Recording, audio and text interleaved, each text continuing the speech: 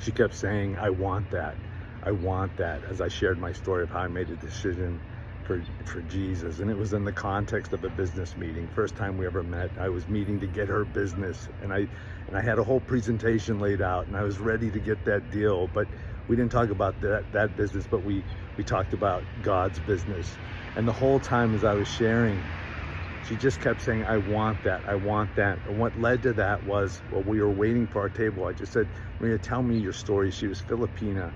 I want to hear a little bit about your life, where you're from, what did that look like for you? And so happens she was raised in the Philippines in a convent with nuns. And I just said, oh, my church was just in the Philippines. We work with a ministry there helping the poorest of the poor. And she just communicated, well, tell me more about your church, and how did you get involved with your church? Which led me to share my story. And again, the whole time she just kept saying, I want that.